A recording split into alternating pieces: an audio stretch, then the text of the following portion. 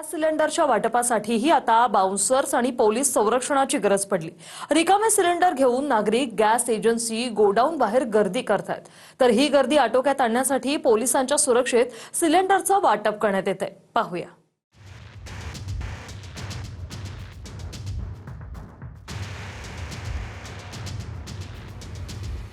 महाराष्ट्रात प्रत्येक शहरात घरगुती सिलेंडरसाठी रांगा लागल्यात, तर आता पोलीस बंदोबस्त लावण्याची देखील वेळ आली आहे। नागपुरातही भर उन्हात सिलेंडरसाठी नागरिकांच्या रांगा लागल्यात, तर सुरक्षा म्हणून गॅस एजन्सी चालकांनी बाउन्सर बोलावलेत। सोलापुरातही नागरिकांची गर्दी वाढल्यानंतर पोलीस बंदोबस्त तैनात करण्याची वेळ आली। गॅस एजन्सीच्या बाहेर अशा प्रकारे पोलीस दाखल झालेत।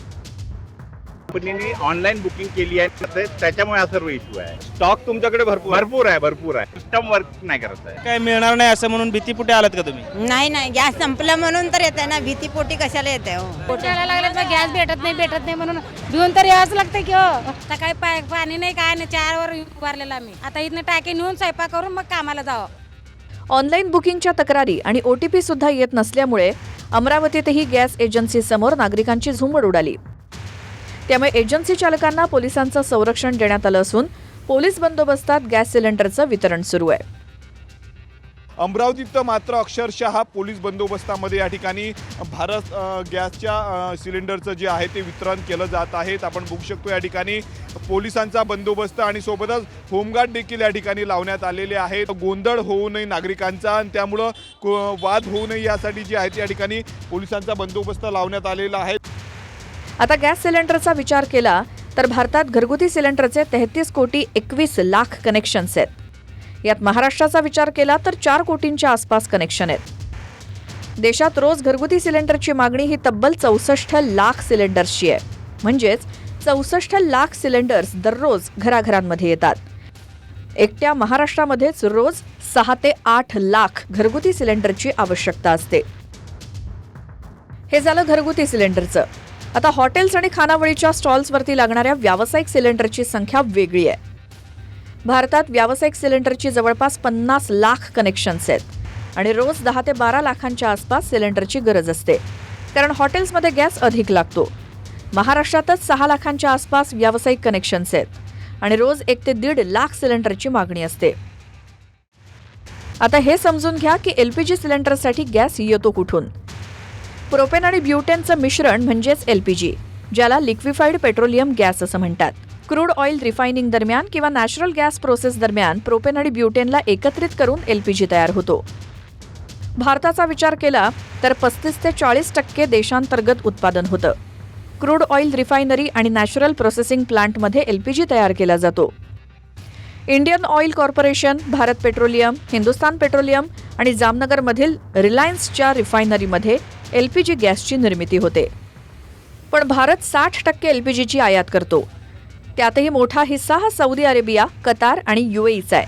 म्हणजेच या 3 देशातून मोठ्या प्रमाणात भारतात LPGची आयात होते आणि ही सगळी जहाजं स्ट्रेट ऑफ हॉर्मुझ मार्गे भारतात येतात। आणि युद्धामुळे इराणनं हॉर्मुझची ही सामुद्रधुनी बंद केली आहे, त्यामुळे संकट वाढलंय। याचाच परिणाम म्हणून नागपूरच्या खापरीतील हिंदुस्तान पेट्रोलियमच्या प्लांटमध्ये व्यावसायिक सिलेंडरची रिफिलिंग बंद आहे, तर घरगुती सिलेंडरचा एकही ट्रक इथून बाहेर पडलेला नाही।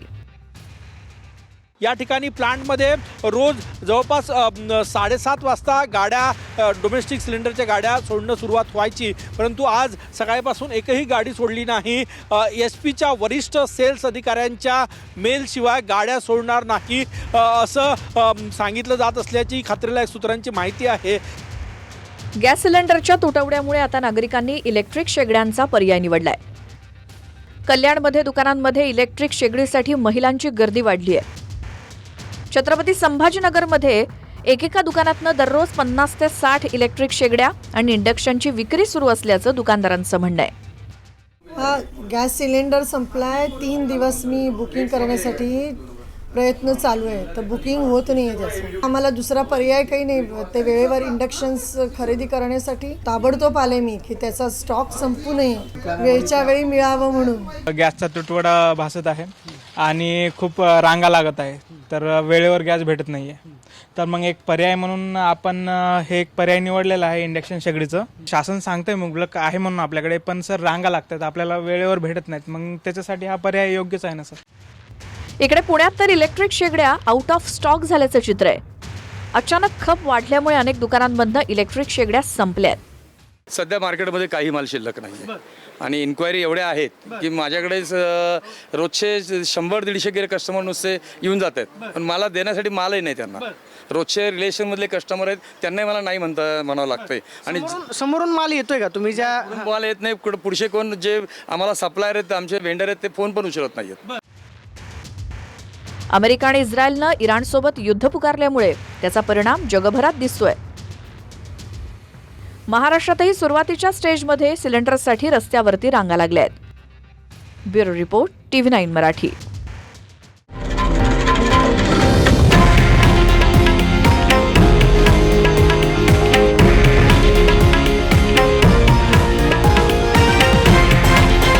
हे आहे देशातील नंबर 1 न्यूज नेटवर्क आणि आपण पाहत आहात TV9 मराठी, एकमेव.